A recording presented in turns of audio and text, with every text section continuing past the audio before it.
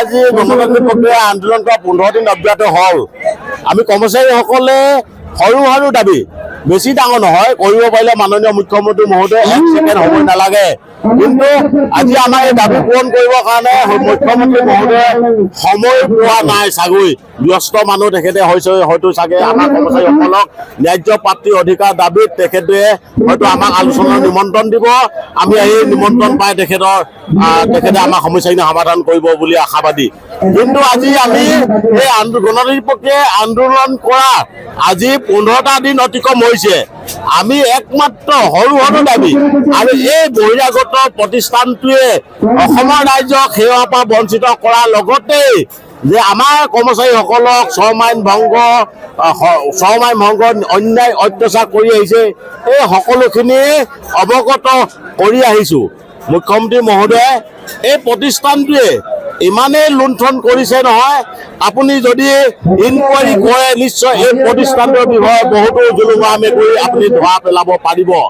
এই প্ৰতিষ্ঠানটোৱে বিগত মাহত আমি কাম কৰা মাহত আজিলৈকে আমাৰ যি প্ৰাপ্য পাবলগীয়া আছে, আজি আমাক প্ৰাপ্য দিয়াৰ পৰা তেখেতে বঞ্চিত হৈ আছে। মুখ্যমন্ত্ৰী মহোদয় আপোনাৰ হস্তক্ষেপতো আমি অনুৰোধ জনাম।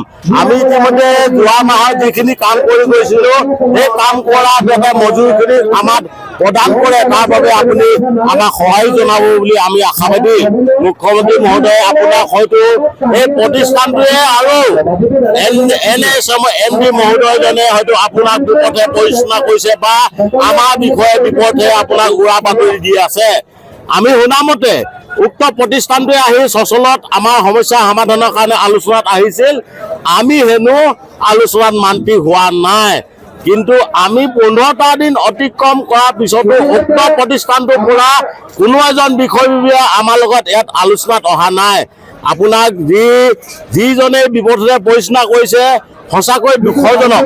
আপুনি যদি সঁচাকৈ এই প্ৰতিষ্ঠানটোৱে আমাৰ লগত আলোচনা কৰিব আহিলেদিন, সঁচাকৈ এই প্ৰতিষ্ঠানটো যদি দূষিত নহ'লেদিন আজি এই 3000 কৰ্মচাৰী এনেদৰে ৰাজপথত বা সচলত অতিবাহিত কৰিব লগা নহয়।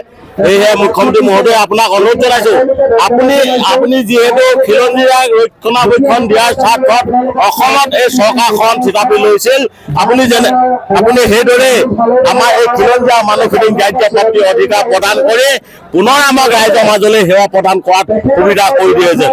যিকোনো খবৰৰ বাবে যোগাযোগ কৰক 7099017330 লগতে 7099017110 নম্বৰত।